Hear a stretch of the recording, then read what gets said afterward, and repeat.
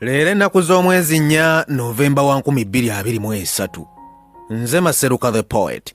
Mbeebaza okugoberera obubaka bwange ku mukutu guno saako n'okubwongerayo.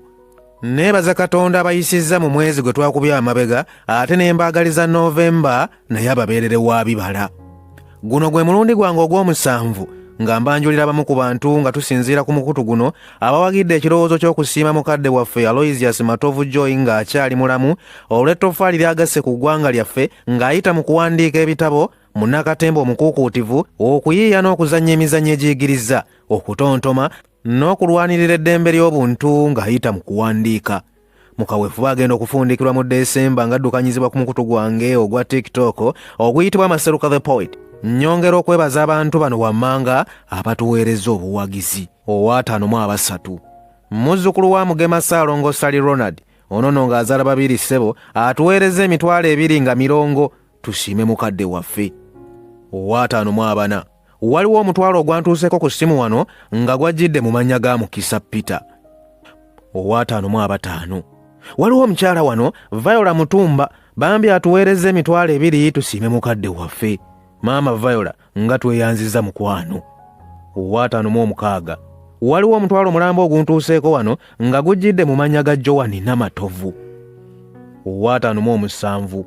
Waliwo omutwalo gw'ensimbi eza siringisa omulala guuguno nga gujjidde mu mannya ga Sadiiki Ssentongo. Owa 58. Waliwo 2,000 eza siringisi ziizino nga zajjidde mu mannya ga Charles Sesanga. Owa 59.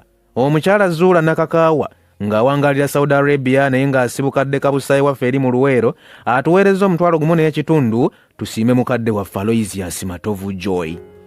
Ow'enkaaga omukyala Zainab binti Idris Naabagesera okuva wali ewaffe Ziroobwe atuweereza emitwalo 5 gya kusiima mukadde waffe Aloysius Matovu Joy. Ow'enkaaga mu omu kojjange Ibrahim Ssebugenyi ng'ono y'omu ku batesitesi b'empaka z'olulimi Oluganda ezisangibwa ku mutimbagano gwa TikTok oguli mu mannya g'Omuganda n'olulimi lwe eziyitibwa Ndi Mugezi atuweereza emitwalo 3 miramba gya kusiima mukadde waffe. Kojja Ssebugenyi tweyanzeego obuwagizi ate mwebale kukulaakulanya lulimi lwa beene ensonga tuzigoberera tuzisiima. Ow'enkaaga mu 2. Omukyala Nuru Nabisere ngono yalabirira n'okukuuma abayizi abawala wali ku Lugazi Progressive ekikawula mu bikajjo bambi atuweereza emitwalo 2 agoberezaako n'ebigambo gwe ebiwooma okuzaama. Anti agambye nti bakadde baffe nga Mzee Aloysius Matovu Joy zaabu yennyini ensi yaffe gwesaanidde okwenyumiririzaamu ng'akyali mulamu olw'ettofaali ezzito lityo lyagasse ku kisaawe ky'obuyiiya mu ggwanga lyaffe. Baganda bange ne bannyinaze nga tweyanziza nnyo obuwagizi bwammwe. Nsaba Katonda we mujja abagabirire ajjuzeewo ebirungi ebisobaasobanye ng'obugulu bw'eggongolo ebisero byammwe bijjule bibooge. So ng'ate mukwano gwange omulala ali eyo ng'ekirowoozo ky'okusiima mukadde waffe Aloysius Matovu Joy okirabamu akaniguusa obanga ebiyiiye bye bikukyamula ne bikuyigiriza ate mmwe abeddira engabi mbagamba ak'enjawulo tusaba okkiriza otuwagire tugguse ekirooto kino.